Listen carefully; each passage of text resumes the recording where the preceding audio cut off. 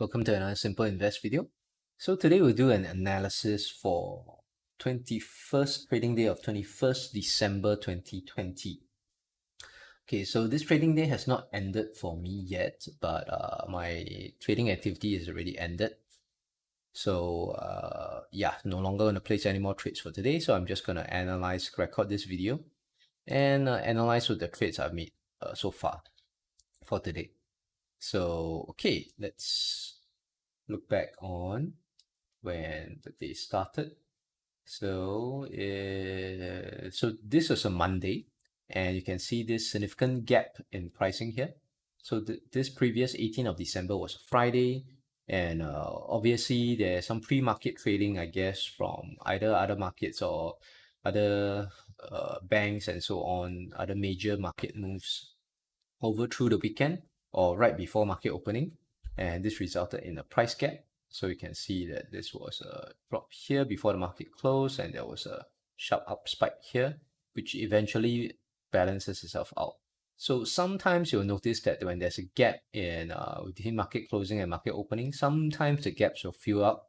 That means the price will go back to what it once was. That means the same price at near to where it ended on Friday.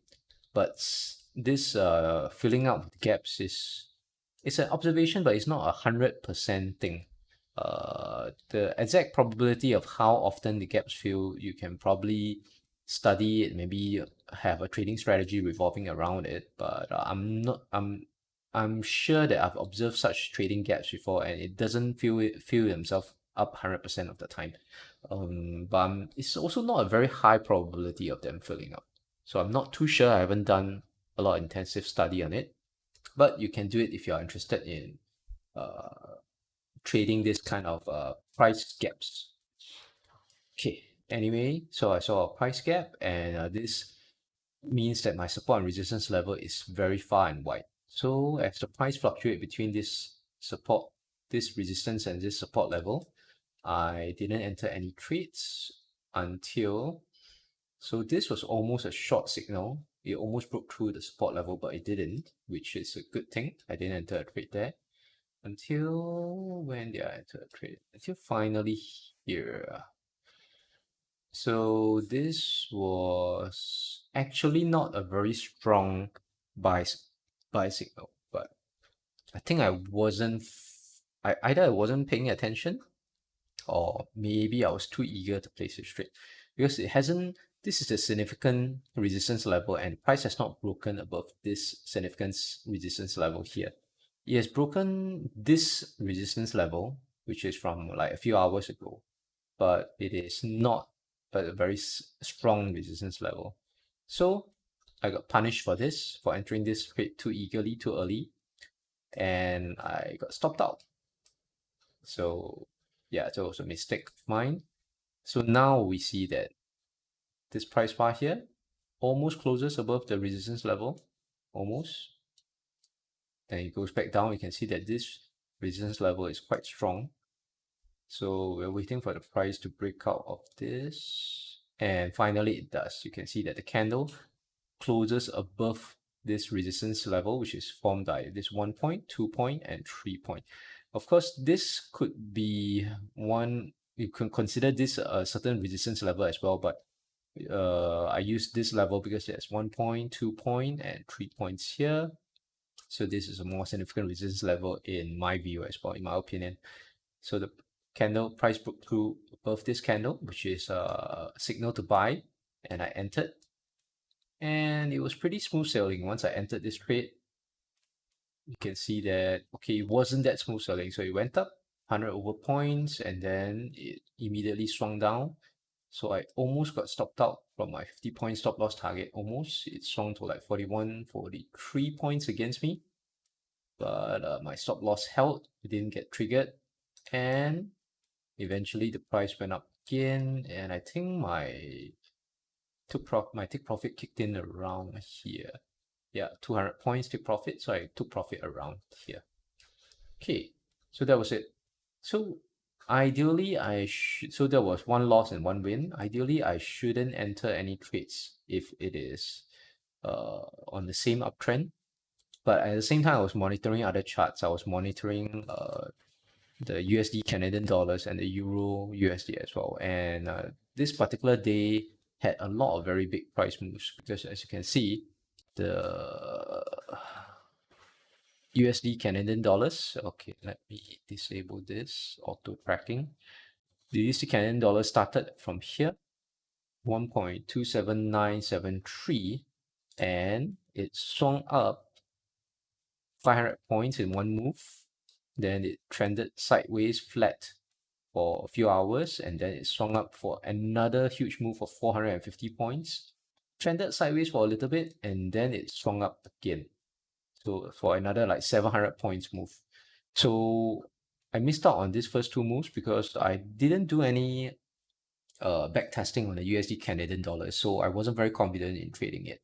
But I got tempted to enter the uptrend here when I saw a third breakout, which is also a mistake on my part because normally, since this is the same uptrend, my strategy tells me to only the rules of my particular strategy is to only enter at the earliest sign of a breakout on the uptrend side, or for a breakout for whether it's uptrend or downtrend. That means the first breakout. So the first breakouts were early in the day here, which is around 1 to 2 a.m. Maybe this 3:50 a.m. is also considered an early breakout. But any sign of further uptrend after this move, I shouldn't have entered. But I was very tempted to enter it, and I did, and I benefited from entering because I entered here, around here, because this is a breakout on the long side, a buying signal. And I almost got stopped out because the price moves were so big. There was so much volume in the USD Canadian dollars that it almost swung down for 50 points to stop me out. But I was didn't get stopped out. I was very close to getting stopped out. And it swung up and I took profit around here, 200 points. So you can see that the move was so strong that it continued for double my take profit, but my trade stopped. My trade took profit at 200 points, and that was it because I set a hard limit there. I didn't manually adjust my take profit. So you can see that the move was really strong. So as of now, then it had a very strong downtrend here. It broke out on the short side, went down. And as of the last few hours, as of recording this video, it's trending sideways. Okay, so my third trade was actually on a separate pair rather than on the USD Japanese yen. I traded on the USD Canadian dollars and I had a win there. So I had one loss and two wins, and that was it for the day. I didn't enter this particular trade.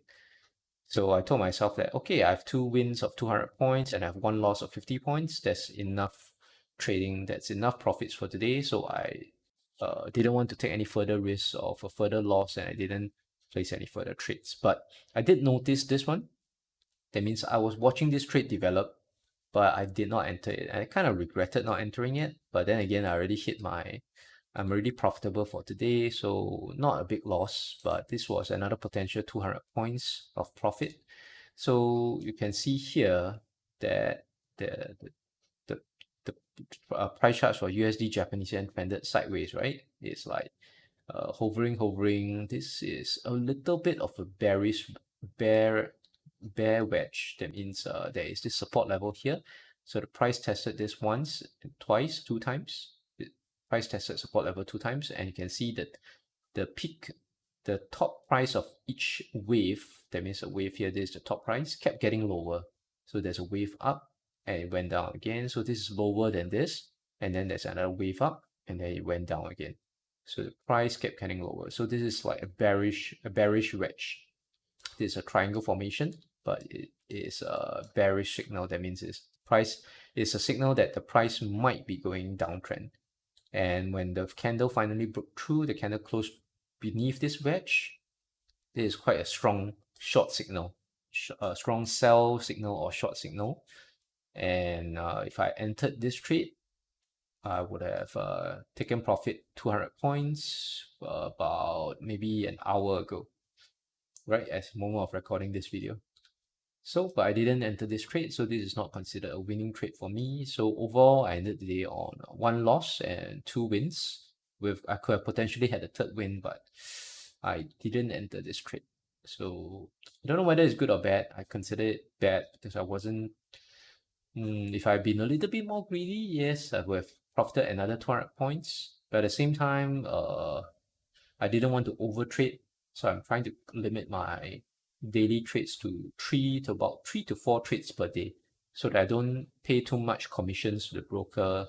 I don't incur too much bid offer spread loss, because every trade that I place on the platform, I have to pay a certain commission to the brokerage, and other than the commission, I also incur bid offer spread as well. Okay, and that's it so I'm not going to trade anymore for this particular trading day, which is the 21st of December 2020. Thank you very much for watching. See you guys on the next video.